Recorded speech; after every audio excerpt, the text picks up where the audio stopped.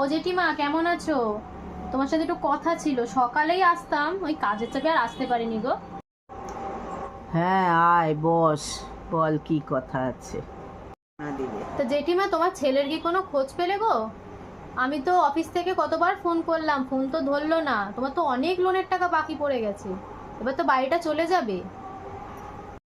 না রে মা, কোনো খবর বার্তা নেই। 2 মাস ধরে তো ফোন করেই যাচ্ছি, কোনো খবর দিচ্ছে না, কোনো কিছু বুঝতে পারছি না। এবার মনে হয় আমাকে ভিটেমাটি ছেড়ে রাস্তায় বসতে হবে। তুমি কি অন্য কোনোভাবে যোগাযোগ করার চেষ্টা করেছিলে, অন্য কারোর নাম্বার দিয়ে ফোন টোন করে? না রে, সবাইকে তো জানানো যায় না, বুঝতেই তো পারছিস।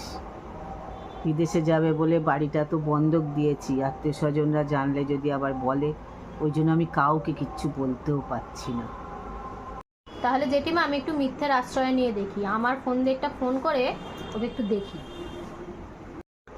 দেখ, তুই করে যদি কিছু খোঁজ খবর পাস। হ্যালো, আমি অরুণাভ দত্তের সাথে কথা বলছি। আমি অ্যাডভোকেট পল্লবী গাঙ্গুলি বলছিলাম। হ্যাঁ, আমি অরুণাভ দত্ত বলছি, বলুন। অ্যাকচুয়ালি কৃষ্ণা দত্ত, আপনার মায়ের নামে একটা সম্পত্তি আছে 21 লাখ টাকা তার মামাবাড়ির দিক থেকে। যেহেতু আপনার মায়ের অ্যাকাউন্টটা পুরো নীল হয়ে আছে, তাই টাকাটা ঢুকছে না। হ্যাঁ, আমাকে তো এই বিষয়ে মা কিছু বলেনি। তা আমাকে কি করতে হবে ম্যাডাম, একটু যদি বলেন ভালো হতো। আপনি ইমিডিয়েট 5 লাখ টাকা ওনার অ্যাকাউন্টে ডিপোজিট করে দিন। আপনি যদি আজকে করে দেন, কালকের মধ্যেই আপনার টাকাটা ঢুকে যাবে। একটু ট্রাই করুন।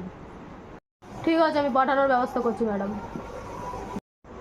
কথা হলো, কি বললো রে? দেখেছো জেঠিমা, তোমার ছেলে ঠিকই আছে, শুধু তোমাকে টাকা পয়সা পাঠাবে না বলে ফোন ধরছে না। কি বলবো আর বল, টাকার জন্য আমার সঙ্গে সম্পর্ক নষ্ট করে দিল। দেখো এখন টাকাটা পাঠায় কিনা, একটু অপেক্ষা করো। হ্যাঁ রে, পাঠিয়ে দিয়েছে। দেখেছো জেঠিমা, দাবাইটা কেমন কাজে লাগলো, তোমার ছেলের পয়সার কেমন লোভ। কালকে টাকাটা নিয়ে পঞ্চায়েতে যাবে, আমি কাগজপত্র তৈরি করে রাখবো, বাড়িটা ছাড়িয়ে নিও।